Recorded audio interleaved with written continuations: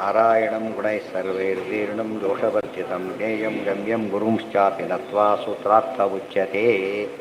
ಓಂ ಓಂ ಅಥಾತೋರ್ಮ ಜಿಜ್ಞಾಸ ಓಂ. ಯಾವುದಾಯ್ತು ಈಗ ಎಷ್ಟನೇದು? ಹಾಂ, ಓಂ ತೇಜೋ ಅತಸ್ತತಃ ಹ್ಯಾಹ ಓಂ ಆಪಹ ಓಂ. ಅದು ಮುದಿತಲ್ಲ, ಆಗ್ತಿತ್ತು ಹೇಳಬೇಕು.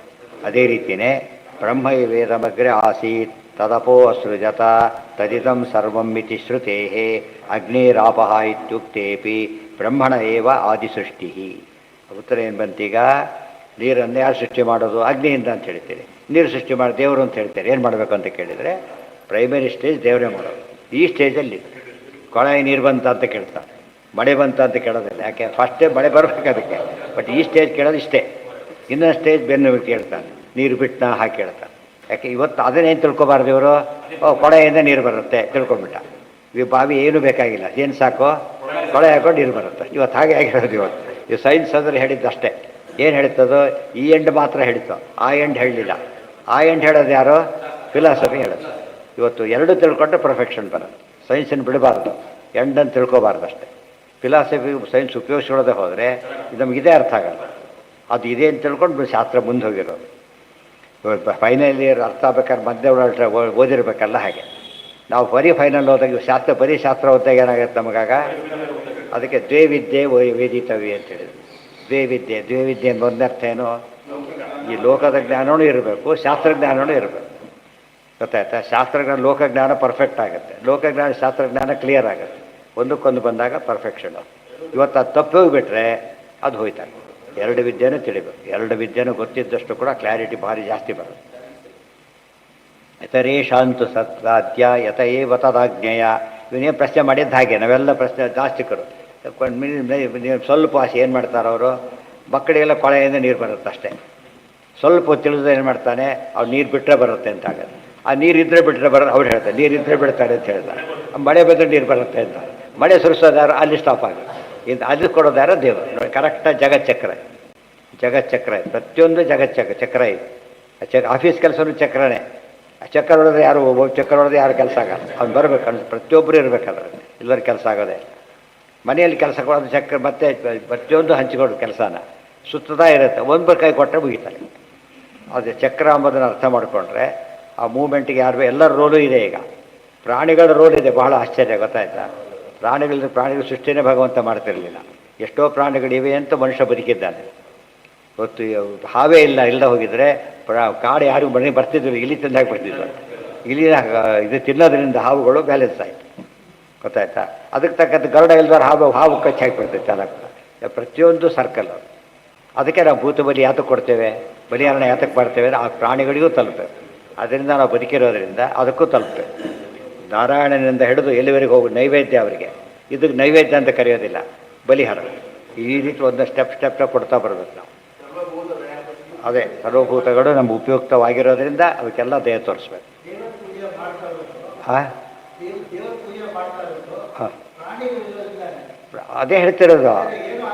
ಇದು ಪ್ರತಿಯೊಂದು ಕೆಲಸಕ್ಕೂ ಪ್ರಾಣಿಗಳು ಬೇಕೇ ಬೇಕು. ನಾವು ಕೂಡ ಚರ್ಮಕ್ಕೆ ಪ್ರಾಣಿ ಬೇಕು, ಕೃಷ್ಣಾರ್ಜುನಕ್ಕೆ ಹೋಗಲಿ. ಹುಲ್ಲಿದೆ, ಅದು ಮನೇಲಿ ಬೆಳಿತೀರ, ಅಲ್ಲಿ ಬೆಳಿಬೇಕಾದ್ರೆ ಪ್ರತಿಯೊಂದಕ್ಕೂ ಕೂಡ ಏನು ಮರ ಗಿಡ ಇದೆ, ಅವೆಲ್ಲ ಜೀವ ಇದೆ. ಮರ ಗಿಡಗಳ ಜೀವ ಇದೆ. ಆದ್ದರಿಂದ ಇನ್ನೊಂದು ಅವಲಂಬನೆ ಬದುಕಲಿಕ್ಕೆ ಸಾಧ್ಯ ಇಲ್ಲ ನಾವು. ಅದಕ್ಕೆ ಎಲ್ಲರಿಗೂ ಕೊಡಬೇಕಾದ್ರೆ ಕಮಿಟ್ಮೆಂಟ್ ಬಂತು ನಮಗೀಗ ಮಾಡಬೇಕಾದ್ರೆ. ಈ ಕಾನ್ಸೆಪ್ಟ್ ಇದ್ದಿದ್ದಕ್ಕೆ ಅದು ಹೇಳಿದ್ದು. ಮೀನಿಂಗ್ಲೆಸ್ ಅಂದ್ಬಿಡ್ತಾರೆ ಇವೆಲ್ಲ. ಹೇಗೆ ಮೀನಿಂಗ್ಲೆಸ್ ಆಗುತ್ತದು?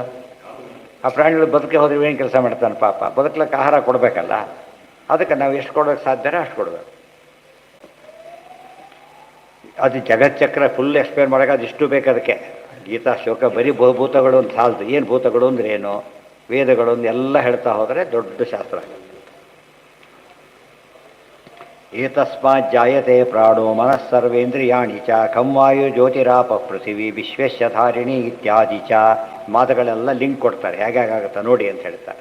ಕರ್ತಾ ಸರ್ವಸ್ಯ ವೈ ವಿಷ್ಣು ಏಕಏವ ನ ಸಂಶಯ ಅತ ದೈವಂಚೈವಾತ್ರ ಪಂಚಮಂ ಇತರೇಶಾಂತು ದತ್ತಾದ್ಯ ಯತಏವ ತದಾಜ್ಞೆಯ ಇತಿ ಭವಿಷ್ಯತ್ ಪುರಾಣಿ.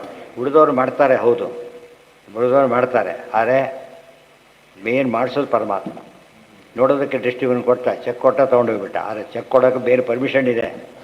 ಸುಮ್ಮನೆ ಕೊಡೋಕ್ಕೆ ಬರೋದಿಲ್ಲ. ಅವನು ಓಕೆ ಮಾಡಿರ್ಬೇಕು ಫಸ್ಟ್ ಅವನು. ಗೊತ್ತಾಯ್ತಾ? ಅದಕ್ಕೆ ಟೋಕನ್ ಕೊಟ್ಟು ಕೂಡಿಸಿರ್ತಾರೆ. ಅದು ಓಕೆ ಬರೋವರೆಗೂ ಕೂಡಿಸಿರ್ತಾರೆ. ನಾವೇನು ತಿಳ್ಕೊಂಡ್ಬಿಡ್ತೇವೆ, ಇವ್ರ ಕೈಲಿ ಯಾಕೆ ಕೊಡಬಾರ್ದು ತಕ್ಷಣ ಅಂತ ನಮಗೆ ಹಠ ಮಾಡ್ತಿರ್ತೇವೆ. ಆ ಕೊಡ್ಲಿಕ್ಕೆ ಬರೋದಿಲ್ಲ ಅಂತ ಅಥಾರಿಟಿ ಕೊಡೋದು. ಕೊನೆಗೆ ಇಷ್ಟು ರೂಲ್ಸ್ ಆದ ನಮ್ಮ ಪ್ರೋಸೆಸ್ ಅರ್ಥ ಆದವನಿಗೆ ಡೌಟ್ ಬರೋಲ್ಲ. ಅರ್ಥ ಆಗದಿದ್ದವನು ಏನು ಮಾಡ್ತಾನೆ, ಜಗಳ ಕ್ರಿಯೇಟ್ ಮಾಡ್ತಾನೆ. ಅವನು ಮೊದಲು ಬಂದು ನಾನು ಕೊಡ್ತಾ ಇಲ್ಲ, ಅವ್ನಿಗೆ ಯಾಕೆ ಕೊಡ್ತೀವಿ, ಏನೇನೋ ಮಾತಾಡ್ತಿರ್ತಾನೆ. ಅವನು ಆಗಿಲ್ಲ, ಲೇಟಾಗಿ ಬರ್ತಿದ್ದೆ, ಕಾಯ್ಬೇಕಷ್ಟೆ. ತತ್ರ ತತ್ರ ಸ್ಥಿತೋ ವಾಮನೇ.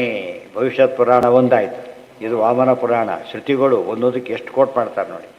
ತತ್ರ ತತ್ರ ಸ್ಥಿತೋ ವಿಷ್ಣು ತತ್ತಚ್ಛಕ್ತಿ ಪ್ರಬೋಧಯನ್ ಏಕ ಏವ ಮಹಾಶಕ್ತಿ ಕುರುತೆ ಸರ್ವಮಂಜಸ ಇತಿ. ಇದು ತಂತ್ರಸಾರದಲ್ಲಿ ಇದೆ, ಕೋಟ್ ಮಾಡಿದ್ದಾರೆ ಆಚಾರ್ಯನ. ಇಲ್ಲಿ ಹೇಳಿಲ್ಲ ಯಾವುದು ಅಂತೇಳಿ, ಅಲ್ಲಿ ಬರೆದಿದ್ದಾರಲ್ಲಿ ಹೇಳಲಿಲ್ಲ. ಹಾಂ, ಧರ್ಮ ಸ್ವೇದ ದೃಷ್ಟೇ ಪುನಃ ಪ್ರತಿಷೇಧ ಇತಿ.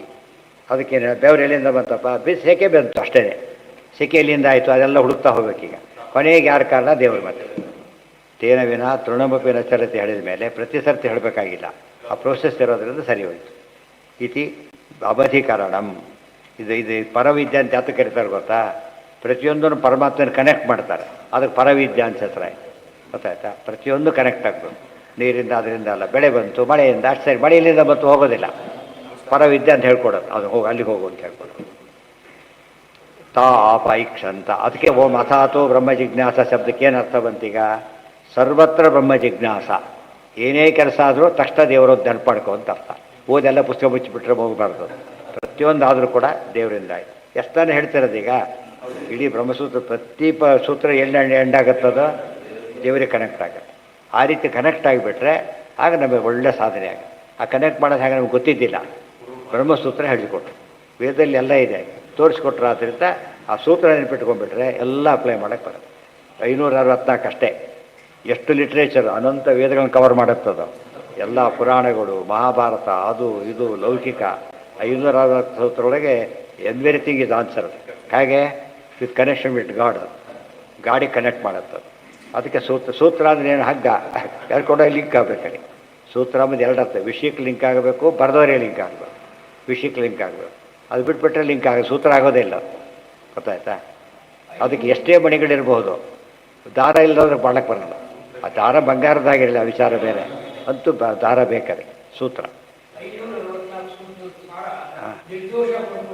ಏನ ಇದೇ ಹೇಳ್ತಿರೋದು, ನಿರ್ದೋಷ ಗುಣಪೂರ್ಣ ಸರ್ವಕರ್ತ, ಅದೆಲ್ಲ ಹೇಳ್ತಿರ್ಬೇಕು. ಸರ್ವಶಾಸ್ತ್ರ ಪ್ರತಿಪಾದ್ಯ ಎಲ್ಲ ಮತ್ತೆ ಪ್ರತಿಯೊಂದು ದೇವರಿಗೆ ಸೇರಬೇಕು.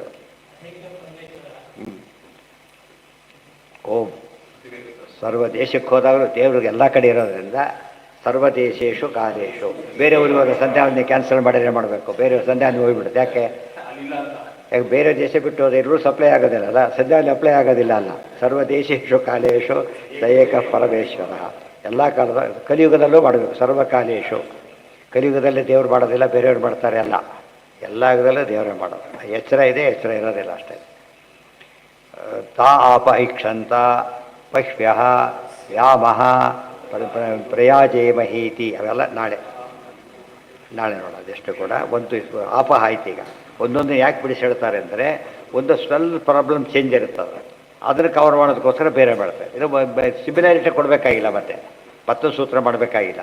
ಚೂರು ವ್ಯತ್ಯಾಸ ಇದೆ. P+Q² T+Q whole cube. P+Q common ಆದರೂ ಕೂಡ ಕ್ಯೂಬು ಸ್ಕ್ವೇರು ಚೇಂಜ್ ಆಗಿಬಿಟ್ಟಿದೆ.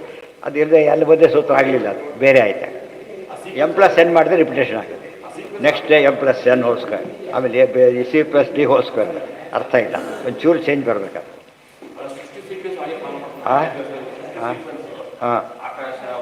ಅದೇ ಹೇಳ್ತಿರಲ್ಲ, ಒಂದೊಂದೇ ಉತ್ತರ ಕೊಡ್ತಾ ಬರ್ತಾ ಇದೆ. ಅದಕ್ಕೆ ಹೇಳಿದ್ದು ಆ ಸಿಸ್ಟಮೆಟಿಕ್ಕಾಗಿ ಅರ್ಥ ಆಗ್ತದೆ.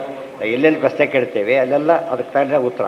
ಮತ್ತು ಪ್ರಶ್ನೆ ಕೇಳೋದಕ್ಕೊಂದು ಆರ್ಡರ್ ಇದೆ, ಉತ್ತರಕ್ಕೂ ಆರ್ಡರ್ ಇರುತ್ತೆ. ಹಾಗೆ ಓಂ ಪೃಥಿವ್ಯಾಧಿಕಾರ ರೂಪ ಶಬ್ದಾಂತರಾದಿಭ್ಯ ಓಂ. ಈ ಪೃಥ್ವಿ ಬರಬೇಕು ನೆಕ್ಸ್ಟ್. ಈಗ ಅದ್ಭ್ಯ ಪೃಥಿವಿ ಬರಬೇಕಲ್ಲ, ಅದಕ್ಕೆ ಹೇಳ್ತಾರೆ. ಇದು ಬಂದಾಗ ಆಯ್ತಾರೆ. ಇಷ್ಟೆಲ್ಲ ಗೊತ್ತಿದ್ದರೆ ಸೂತ್ರ ಬಿಟ್ಟರೆ ಭಾರಿ ಸುಲಭ. ನೆಕ್ಸ್ಟ್ ಏನು ಹೇಳ್ತಾರೆ, ಬಾಯ್ಪಾಠ ಮಾಡಬೇಕಾಗಿಲ್ಲ. ಅದಕ್ಕೆ ಏನು ಸಿಗುತ್ತೆ, ಮನಸ್ಸಲ್ಲೇ ಲಿಂಕ್ ಕೊಡ್ತಾ ಹೋಗುತ್ತೆ. ಅದಕ್ಕೆ ಯಾವಾಗಲೂ ಕೂಡ ಅರ್ಥ ಮಾಡಿಕೊಂಡ್ರೆ ಬಾಯ್ಪಾಠ ಆಗೋ ಸುಲಭ. ಗೊತ್ತಾಯ್ತಾ? ಚಿಕ್ಕ ವಯಸ್ಸಿಗೆ ಯಾಕೆ ಬಾಯ್ಪಾಠ ಮಾಡಿಸ್ತಾರೆ ಅಂದರೆ, ಅರ್ಥ ಆಗೋ ಚಾನ್ಸ್ ಇಲ್ಲ ಅವ್ರಿಗೆ ಪಾಪ. ಅದಕ್ಕೆ ವರ್ಡ್ಸ್ ಎಲ್ಲ ವರ್ಡ್ಸ್ ಅಕ್ವೆಂಟೆನ್ಸ್ ಅಷ್ಟೇ. ಬರೀ ಬಾಯ್ಪಾಠ ಅಂದರೆ ಅಕ್ವೆಂಟೆನ್ಸ್ ವಿತ್ ವರ್ಲ್ಡ್ ಅಷ್ಟೇ. ಯಾವಾಗ ಮುಂದೆ ಬಾಯ್ಪಾಠ ಅಂದ್ರೇನು ಅರ್ಥ ಮಾಡ್ಕೊಂಬಿಟ್ರೆ ತಾನೇ ಅರ್ಥ ಆಗ್ತದೆ. ಆಮೇಲಿಂದೆಲ್ಲ ಆ ರೀತಿ ಅರ್ಥ ಮಾಡ್ಕೋಬೇಕು. ಅದಕ್ಕೆ ಮೆಮೊರಿ ಪೂರ ಆಗುತ್ತಾಗ ಈ ಇದಷ್ಟು ಚಿಂತನೆ ಜಾಸ್ತಿ ಆಗುತ್ತೆ.